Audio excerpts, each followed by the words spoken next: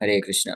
तो आप सभी भक्तों का हार्दिक स्वागत है आज के श्री राम कथा में।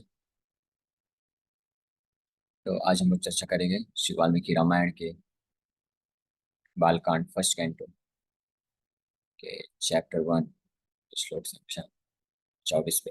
तो इस श्लोक पे कल भी हमने चर्चा किया था। तम व्रजंतम प्रियो भ्राता लक्ष्मणो अनुजगामः स्नेहाद विनय संपन्नः सुमित्रानंद वर्धन भ्रातरम दयितो भ्रातु सौभ्रातरम अनुदर्शयन्।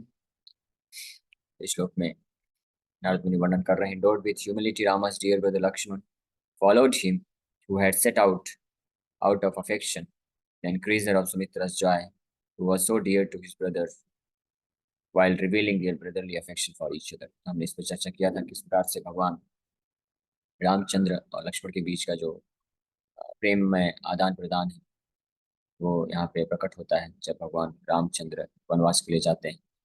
तो लक्ष्मण भी भगवान रामचंद्र के विनम्र विनय संपन्न मतलब अपने आप को दास के रूप में रखते हुए भगवान रामचंद्र का सेवा करने के लिए इस इस अवसर का लाभ उठाने के लिए उनके साथ वनवास में चले जाते हैं।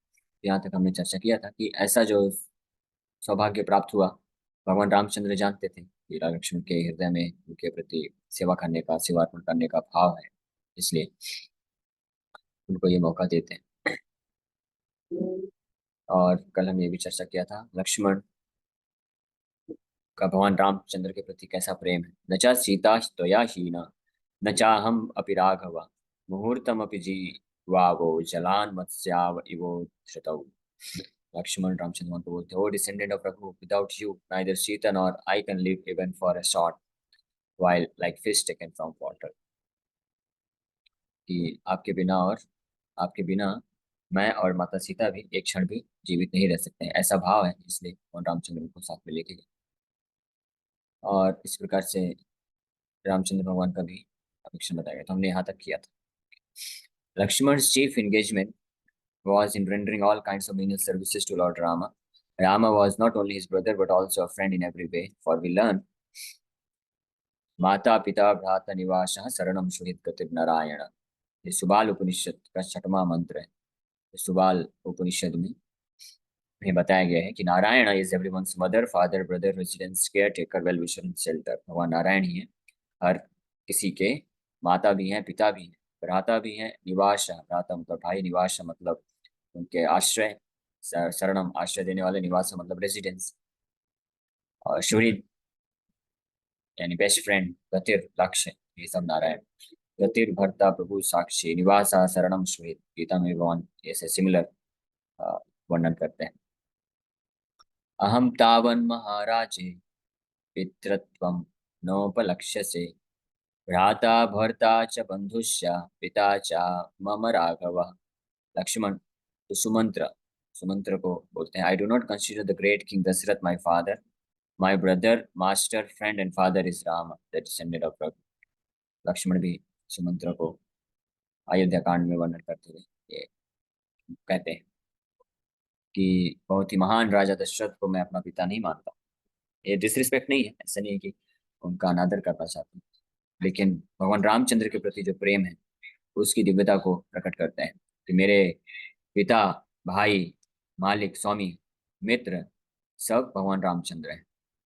ये रामायण में लक्ष्मण भगवान खुद ऐसा प्रकट करते। Lakshman had such affection for Ram, such Ram bhakti in him is described as follows. Ramayana के इसी बाल्यकांड के 18वें अध्याय के 30 नंबर श्लोक में बताया गया है। बाल्यात् प्रभृति सुस्निग्धो लक्ष्मणो लक्ष्मीवर्धनः रामस्य लोकरामस्य भ्रातुर्ज्येष्ठस्य नित्यशः। Always very affectionate to his elder brother Rama, who pleases the whole world, Lakshman enhanced the prosperity of menial service to Rama। बाल्यात प्रभृति सुस्निग्ध, सुस्निग्धो मतलब ऑलवेज वेरी प्लीजिंग, बहुत ही प्रसन्न करने वाले, ऐसे स्वभाव रखने वाले। लक्ष्मण लक्ष्मी वर्धन, जो भगवान रामचंद्र के भी ऐश्वर्य का वर्धना करते हैं। लक्ष्मी वर्धना मतलब ऐश्वर्य, कैसे वो वर्धन करते हैं भगवान रामचंद्र के प्रति, जो अत्यंत दैन्य पूर्वक मीनियल सर्विस, दैन्यता के साथ सेवा करते हैं। जिससे भगवान रामचंद्र का भी ऐश्वर्य बढ़ जाता है। रामस्य लोक रामस्य भ्रातुर्ज्येष्ठस्य नित्यश, देयरफॉर लक्ष्मण फॉलोड राम। इसीलिए राम और लक्ष्मण में कोई अंतर नहीं है। राम सेव्य भगवान है और लक्ष्मण सेवक भगवान है। जिस मात्रा में भगवान राम के पास जैसे ऐश्वर्य है असीमित मात्रा में लक्ष्मण के पास भी वैसे ही समस्त ऐश्वर्य के वो धनी है। लेकिन लक्ष्मण अपने आप को इस रोल में रखते हैं, भगवान के राम के विनीत सेवक के रूप में अपने आप को रखते हैं और अपना समस्त जो ऐश्वर्य है, समस्त जो इस क्वालिफिकेशन योग्यताएं हैं, सब कुछ भगवान राम के सेवा के लिए समर्पित करता है। इसलिए आध्यात्मिक स्तर पे भगवान और भगवान के जो ऐसे शुद्ध भक्त होते हैं, शुद्ध दास होते हैं, विनीत सेवक होते हैं, उनमें स्पिरिचुअल प्लेटफॉर्म में कोई अंतर नहीं होता है, वो एक समान होते हैं। और अंतर ये होता है, भगवान सेव्य भगवान यानी जिसको सेवा दिया जाता है, और जो भगवान के शुद्ध भक्त होते हैं वो सेवक भगवान होते हैं, यानी जो सेवा करते हैं भगवान का।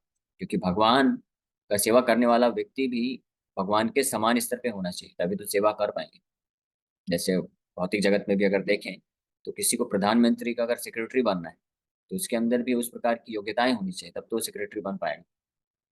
तो आध्यात्मिक जगत में भगवान का जो शुद्ध नित्य पार्षद बनना चाहता है, शुद्ध भक्त बन करके दास बनना चाहता है, तो उनके अंदर भी वो योग्यताएं होनी चाहिए। और वो हम लक्ष्मण से सीख सकते हैं, भगवान लक्ष्मण की योग्यताओं से। तो हम उतना स्तर तो नहीं प्राप्त कर सकते, क्योंकि वो लक्ष्मण जो है उस भगवान है और उनके अंदर असीमित मात्रा में सारे ऐश्वर्य और सारे भगवान के राम के प्रति सेवा करने का पूर्ण भाव है। लेकिन हम उनके पद चिन्हों में पालन करते हुए कुछ बूंद, एक बूंद भी हम अगर प्राप्त करते हैं तो हमारा जीवन जो है सफल हो सकता है। Such a behavior is a cause of astonishment for Narad Muni, who expresses his astonishment with the word ha, ha Vishmaye Vishade. Lakshman followed Rama, seeking the opportunity to render all kinds of menial services to him while he is alone. This opportunity was given to him by the Supreme Personality of Godhead Rama, who loved Lakshman more than he loved himself because Lakshman had a desire to serve. तो यहाँ पे विस्मय हा शब्द सूचित करता है। इस श्लोक में जब नारद मुनि वर्णन कर रहे हैं कि तम व्रजंतम प्रियो भ्राता, अपने प्रिय भ्राता भगवान रामचंद्र को व्रजंतम, तम मतलब राम भगवान को व्रजंतम यानी जाते हुए, बाहर वन के लिए जाते हुए देख करके, ऐसी अवस्था में देख करके लक्ष्मण अनुजगाम, लक्ष्मण भी उनके पीछे पीछे उनके साथ साथ चल पड़े। अनुजगाम मतलब उनके पद चिन्हों में उनके दास बन करके निकल पड़े। अनुजगाम हा, ये हा जो शब्द सूचित करता है, तो हा ये इस बात की सूचना देता है कि नारद मुनि ये बोलते हैं उनको कुछ आश्चर्य सा महसूस हो रहा है। तो क्यों आश्चर्य हो रहा है? तो भगवान की कृपा को देखते हुए आश्चर्यचकित हो रहा है कि भगवान रामचंद्र ने लक्ष्मण के ऊपर इतना फेवर क्यों किया, इतना कृपा क्यों किया, इस पर विचार करते हुए। क्योंकि लक्ष्मण के हृदय में हमेशा भगवान का सेवा करने का तत्परता रहता था, हमेशा ये इच्छा रहता था विद्यमान कि मैं भगवान रामचंद्र का जो व्यक्तिगत सेवा है वो करना चाहता हूँ निरंतर। तो इस इच्छा की पूर्ति के हेतु भगवान रामचंद्र को स्वीकार किया वनवास के लिए। अगर उनके हृदय में थोड़ा भी, लक्ष्मण के हृदय में ऐसा होता, ये भावना होती थोड़ी भी कि वनवास जाके मुझे कुछ कष्ट उठाना पड़ेगा, शायद राजमहल में रहता तो अच्छा रहता, लेकिन ठीक है अब बड़े भाई हैं, उनका सेवा करना है, या माता जी ने आज्ञा दिया है तो चलो चलते हैं, ये भाव बिल्कुल नहीं था। वो खुद स्वेच्छा से और पूरा तीव्रता के साथ वो जाना ही चाहते थे। उनके लक्ष्मण का भाव ऐसा था, उनका स्थिति ऐसा था कि राम के बिना अयोध्या जो है उनके लिए वनवास है। राम के बिना अयोध्या में रहना जो है वास्तविक रूप में तपस्या है या कष्टदायक। और राम के साथ वन में भी रहना और हर प्रकार की तपस्या और कष्ट उठाना वो भी दिव्य आनंद के समान है। वो भी, वो जो है राजमहल के सुख सुविधाओं में भोग पूर्वक जो सुख मिलता है उस सुख के बराबर है। तो ऐसी स्थिति होने के कारण लक्ष्मण जो है पूरे तीव्रता के साथ राम के साथ जाना ही चाहते हैं। और राम लक्ष्मण के हृदय की भावना को जानते थे। ये हमेशा ये चिंतन में रहते हैं कि कैसे मैं राम का व्यक्तिगत सेवा कर पाऊँ। राम जब अयोध्या में थे, पैलेस में, महल में, तो वहाँ पे अन्य भी कई लोग हैं उनका सेवा करने के लिए, तो पूरा सेवा तो नहीं मिल पाएगा लक्ष्मण। तो भगवान रामचंद्र उनके इस भाव से प्रसन्न होकर के इस इच्छा को जानते हुए उनको ऐसा अपॉर्चुनिटी दिए। उसी प्रकार से जो भी भक्त अपने हृदय में ऐसा तीव्र इच्छा धारण करता है, रखता है, ये मुझे भगवान का सेवा करना है, तो फिर कभी विघ्न नहीं आ सकता। कोई भी ऐसी परिस्थिति उसको रोक नहीं सकती है। भगवान खुद उसके जीवन में वो अरेंजमेंट करते हैं कि कैसे वो भगवान का अच्छे से सेवा कर सकता है और इस प्रकार से वो दिव्य आनंद को प्राप्त कर सकता है। तो ये एक बहुत अच्छा शिक्षा है कि अगर हम भक्ति जीवन में आगे बढ़ना चाहते हैं, हमको एकमात्र कार्य करना है, हमको तीव्र इच्छा उत्पन्न करना चाहिए भगवान के भक्त बनने के लिए। भगवान का अच्छे से सेवा करने के लिए। और ये तीव्र इच्छा उत्पन्न होती है ऐसे भक्तों के संग करने से जिनके अंदर ये तीव्र इच्छा है भगवान की सेवा करने की। इस प्रकार से इस श्लोक में नारद मुनि वर्णन कर रहे हैं कि भगवान रामचंद्र को वन में जानते देख करके वो लक्ष्मण भी तैयार हो गए, रेडी हो गए वन में जाने के लिए। फिर आगे बता रहे हैं 25 नंबर श्लोक। रामस्य दयिता भार्या नित्यं प्राण समाहिता जनकस्य कुले जाता देवमायेव निर्मिता। तो इस श्लोक में आया है सीता माता का वर्णन। पहले लक्ष्मण जी के बारे में बताया गया। Ram's dear wife was always equal to his very life and engaged in doing good to all. She was born in Janaka's dynasty and was as if created by the Lord's illusion. देवमा एव निर्मिता। रामस्य दयिता भार्या, जो बहुत ही प्रिय भार्या पत्नी, धर्म पत्नी, नित्यम प्राण समाहिता, नित्यम हमेशा हमेशा के लिए भगवान रामचंद्र के प्राण के समान थी माता सीता। नित्यम प्राण समाहिता, engaged in doing good to all। जनकस्य कुले जाता, उनका जन्म हुआ था जनक महाराज के कुल में। का जन्म, जाता मतलब जन्म हुआ। देव माया एव निर्मिता, जो कि देव माया भगवान की माया शक्ति है, उनसे बनी हुई भगवान की माया शक्ति। भगवान की शक्ति माया दो प्रकार की होती है, आंतरिक अंतरंगा शक्ति, बहिरंगा शक्ति। तो सीता माता जो है अंतरंगा शक्ति, तो दैवी माया, योग माया शक्ति, भगवान की शक्ति। Sita is the mediator between the devotee aspiring to serve the Lord in the spiritual world and the object of service for the devotees in the spiritual world. Narad Muni reveals that in this and the next verse, Rama is himself very pleasing, and his beloved Sita was eternally Bharya, maintained by him, that is, kept by him in his heart. This is because she is equal to his very life. She is always engaged in doing good to all. She will speak a statement such as, तो माता सीता जो है भगवान और भगवान के जो भक्त होते हैं उनके बीच में एक ब्रिज का काम करती है, क्योंकि माँ है। तो भगवान कई बार जो है, भगवान बहुत दयालु है, करुणा सिंधु, हे कृष्ण करुणा सिंधु, लेकिन फिर भी भगवान कुछ कंडीशन रखते हैं कि पहले आप मेरा शरण लो, फिर मैं आपको सुरक्षा प्रदान करूँ। लेकिन जो माँ है माता सीता, वो भगवान और भक्त के बीच में संधि का कार्य करती है। माता सीता भक्त को अपॉर्चुनिटी देती है सेवा करने का, और उनको बोलते हैं कि आपको मैं ये सेवा का अपॉर्चुनिटी अवसर प्रदान कर रही हूँ, राम का सेवा आप करिए। और वहाँ राम को बोलती हैं कि ये जो भक्त है ये बहुत अच्छा भक्त है, आपका सेवा करना चाहता है, आप इसको स्वीकार कर लीजिए, इसके जो कुछ दोष हैं उसको आप नज़रअंदाज कर दीजिए, ये शुद्ध हो जाएगा। ऐसा करके माता जो है, इसलिए जो भक्त भगवान का आश्रय प्राप्त करना चाहते हैं तो वो माता सीता का आश्रय लेते हैं, पहले उनसे प्रार्थना करते हैं। इसलिए हम लोग जब भगवान का नाम लेते हैं तो हम पहले सीताराम बोलते हैं, या राधा कृष्ण बोलते हैं, लक्ष्मी नारायण बोलते हैं, या हरे कृष्णा। हरे कृष्णा भी सेम चीज, हरे मतलब श्रीमती राधा रानी का ही एक नाम हरा है। और जब वोकेटिव फॉर्म में आता है राधा कृष्ण एक साथ बोलते हैं तो राधे कृष्णा जैसे बोलते हैं, वैसे हरे कृष्णा हो जाता है। तो या सीताराम या लक्ष्मी नारायण, राधा कृष्णा, इस प्रकार से पहले हम भगवान की जो नित्य अर्धांगिनी उनका हम आश्रय लेते हैं, क्योंकि उनकी कृपा से भगवान जो है बड़ी आसानी से सुलभ हो पाते हैं। क्योंकि माता सीता जैसे यहाँ पे लिखा है कि रामस्य दयिता, बहुत डियर है, बहुत ही प्रिय है, भार्या नित्यम प्राण समा, और भगवान के प्राण के समान ही। इसलिए कभी भी उनके जो प्रार्थना है उनको भगवान कभी अस्वीकार नहीं कर सकते। तो अगर कभी जो भक्त ऐसे माता सीता का आश्रय लेते हैं और उनसे प्रार्थना करते हैं कि आप हमको राम की सेवा में लगाइए, तो फिर उनकी कृपा से व्यक्ति भगवान रामचंद्र के चरणों कमलों में आश्रय प्राप्त बड़ी आसानी से कर सकता है। और यही कारण है कि माता सीता जो है वो नित्यम प्राण समा, और हिता, हिता शब्द है कि जो हमेशा हर एक जीवात्माओं के कल्याण के लिए विचार करते रहते हैं। यहाँ तक कि ये तो योग माया शक्ति, आध्यात्मिक शक्ति है भगवान की माता सीता। इन्हीं का जो विस्तार है, जो दुर्गा बहिरंगा शक्ति बनती इस भौतिक जगत को कंट्रोल करने के लिए, तो माता सीता जो है दुर्गा के रूप में जब आती है तो उनका कार्य होता है कि भौतिक जगत में जीवात्माओं को पनिश करना, यानी उनको सजा दे करके उनको सुधारना। लेकिन वो भी वो किस हेतु कर रहे हैं, उनको उनके कल्याण के लिए, उनके हृदय में भावना है कि इनका कल्याण किस प्रकार से किया जाए। क्योंकि जैसे माता लक्ष्मी है, वो अपने हाथ में कमल का पुष्प लिए रहती है हमेशा। इसलिए वो भक्तों को कमल के पुष्प के समान, जैसे कमल का पुष्प होता है बहुत ही सॉफ्ट होता है, बहुत ही कोमल होता है, तो ऐसे माता का हृदय बहुत कोमल होता है।